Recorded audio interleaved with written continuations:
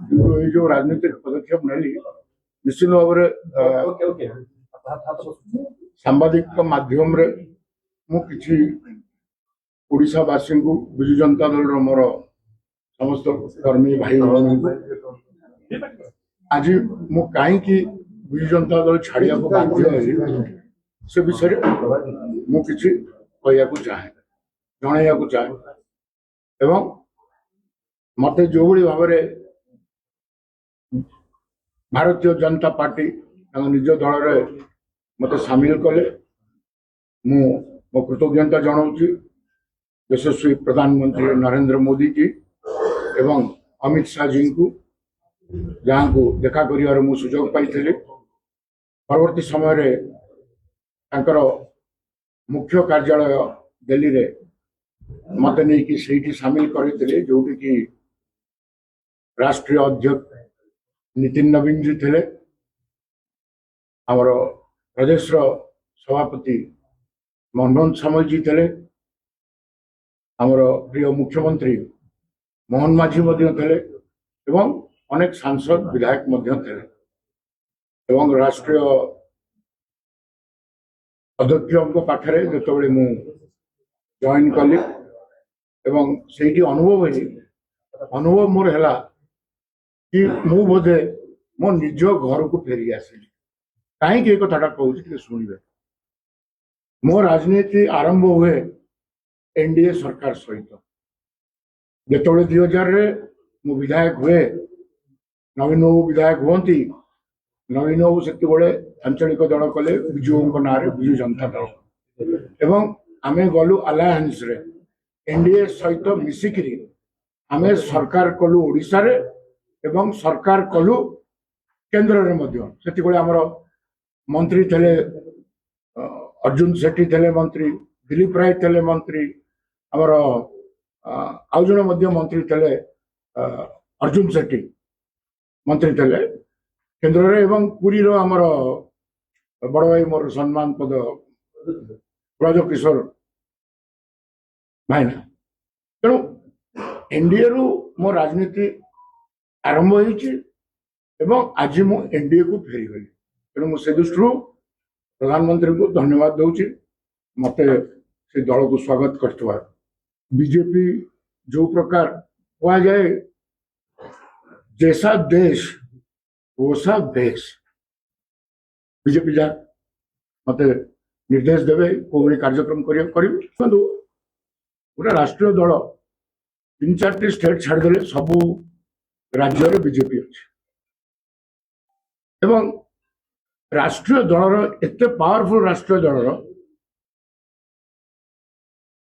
जदि मोर आवश्यक पड़ेगा ताले मु भावुची निजको धन्य मन करुची आज मत जो सत्सम्मान सहित नेले बीजेपी ये प्रमाण दूची कि निश्चिंत भाव में होम मिनिस्टर ऑफिस रु किसी गोटे बैकग्राउंड चेक करा जाइतबो कि गोटे अनडिवाइडेड कटक लीडर लोकों संगे जो रोथवा लीडर लोकों सुख दुख रोथवा लीडर आम बीजेपी को आनिबा तेणु या पछरे से समय रे मु अणनिश्वासी हो जाइए विजु जनता दल जहाँ को मु मो गुरु मानी जहाँ को बहुत भल पाए नवीन पट्टनायक को मत देखा करदेले देखा करदेले षड्यंत्रटा कौन है मुझे बुझीपारे प्रथम जो वकफ बिल आसे पार्लियामेंट को आमको निजे नवीन पट्टनायक दीदी थर कही पार्लियामेंटारी बीजेडी सांसदीय दल बैठक में से कही आम घोर विरोध करूँ से दिगरे आम गलु से अपोजिशन भूमिका जाऊ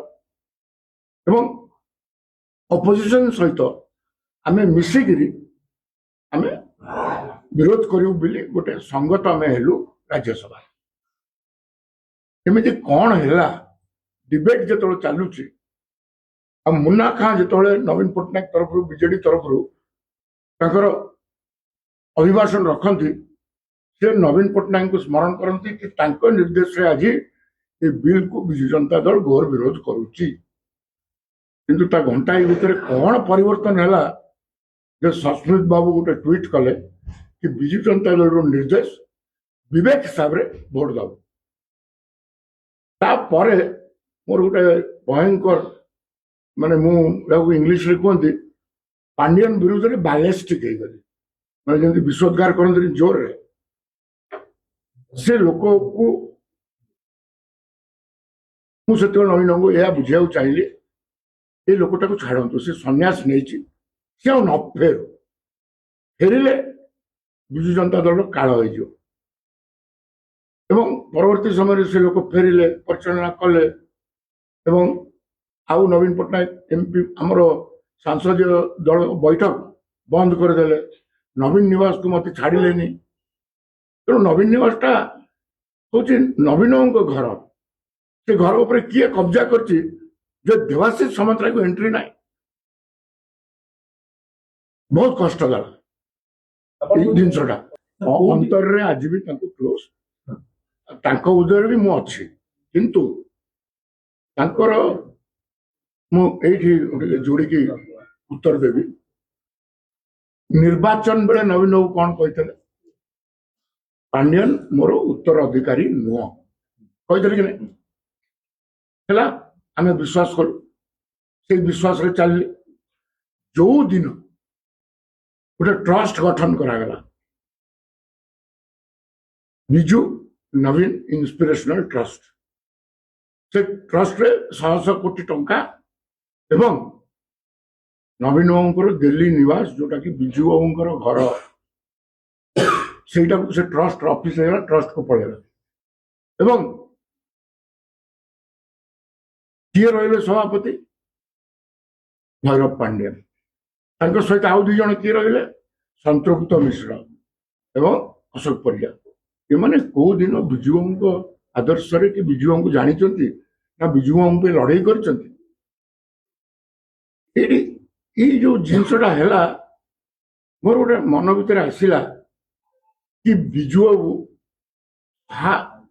ଲେଜେଣ୍ଡାରୀ ବିଜୁବାବୁ, ଯାହାକୁ ଆମେ କହୁ କଳିଙ୍ଗ ପୁତ୍ର, କଳିଙ୍ଗ ଷଣ୍ଢ ବୋଲି କହୁ, ତାଙ୍କ ସ୍ମୃତି ଯୋଉଟା କି ତାଙ୍କ ଘର ଅଛି ଏବେ ଅବଦୁଲ କଲାମ ଆଜାଦ ରୋଡରେ, ଆଗରୁ ଥିଲା ଔରଙ୍ଗଜେବ ରୋଡ।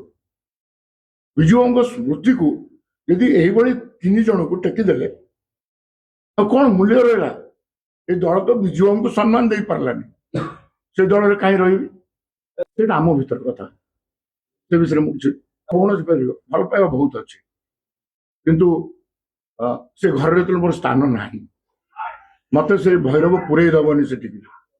ଏବଂ ଭୈରବ ଦଳଟାକୁ ବି ନେଇଗଲାଣି, ଉତ୍ତରାଧିକାରୀ ହେଇଗଲେ। ସେ ଉତ୍ତରାଧିକାରୀ ହେଇଗଲେ ଯୋଉଦିନ ଟ୍ରଷ୍ଟ ପ୍ରେସିଡେଣ୍ଟ ହେଲେ, ତାହେଲେ ନବୀନ ବାବୁ ଗୋଟେ ମିଛ କହିଥିଲେ ସେ ନୁହଁ ବୋଲି। ଉତ୍ତରାଧିକାରୀ ମାନେ ସବୁ କିଛି ଦେଇଦବ। ବିଜୁବାବୁଙ୍କ ସ୍ମୃତିଟା ହଉଛି ଓଡ଼ିଶାର ସମ୍ପତ୍ତି।